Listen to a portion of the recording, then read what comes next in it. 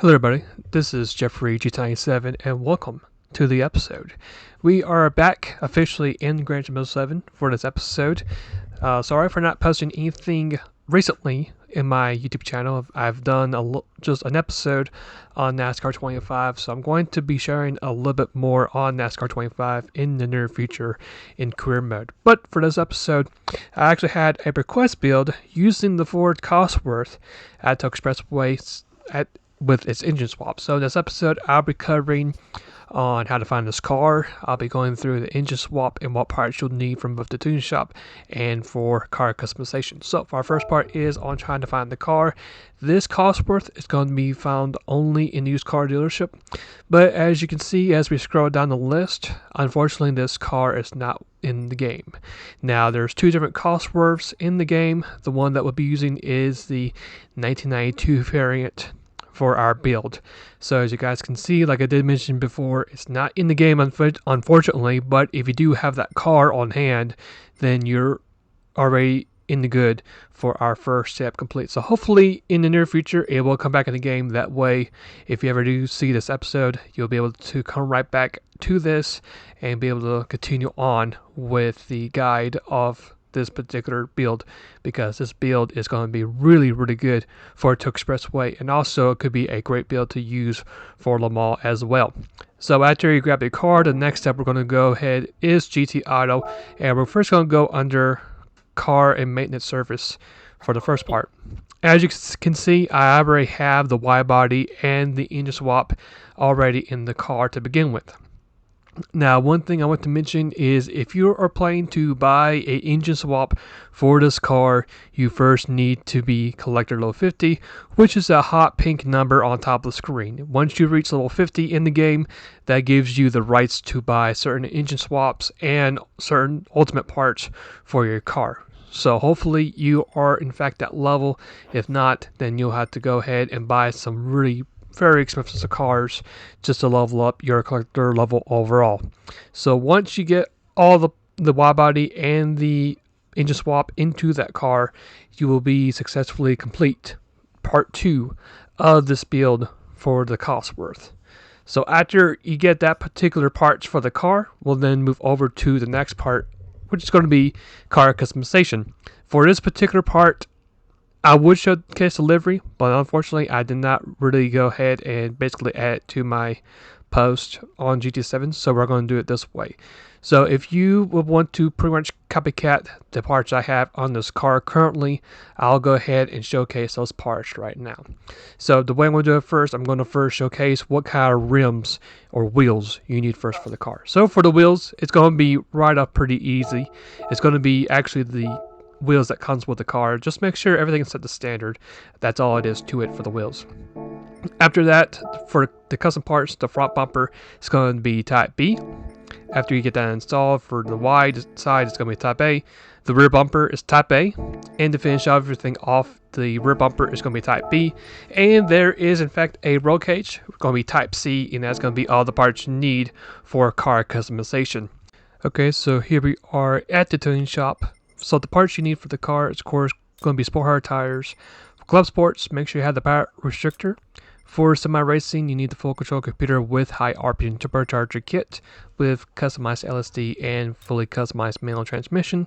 For racing, you need the racing muffler, the torque victory center, and that's pretty much going to be it with the car, with the racing clutch flywheel and customized suspension. And yeah, that's going to be pretty much it for the build. So here is a quick look of the build itself. So if you want to go ahead and just pause the episode and just make a quick screenshot of the numbers that you need for the car, this is going to really help you out, especially around the corners and on the straightaways too, because this car is really good when it comes to Expressway 600 around the track. Now there is a lot of benefits I'll will share also in the race. So without any further ado, let's go ahead and jump into the race. So we go ahead and skip a good bit apart on the first lap on lap 6. We are already in the top 6. We're trying to catch up to the main group right there. You can see right in front of us. And the car actually feels pretty decently smooth around these corners at this particular track.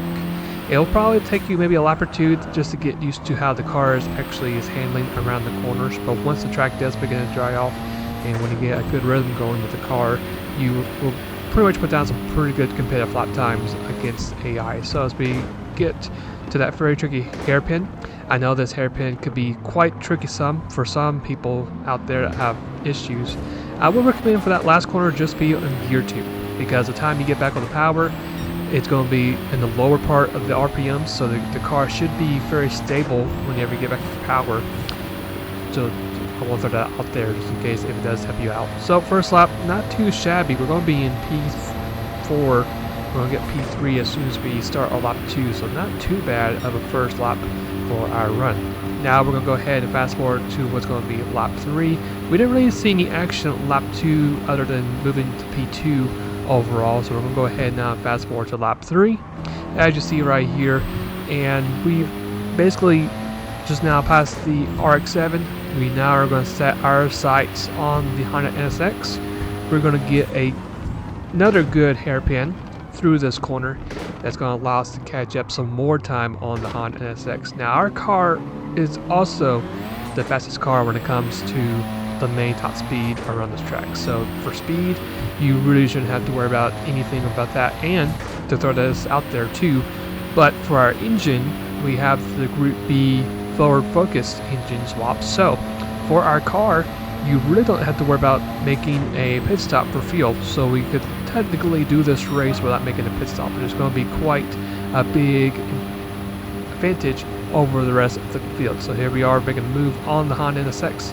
Pretty quick and easy. Got ourselves that race lead, and from that point on, we never lost the lead and basically just did time trial laps. So fast forward now to what's going to be lap number 5. It's going to be our official hot lap for this race. So I really encourage you guys to watch this hot lap, and then I'll see you guys at the end of the episode.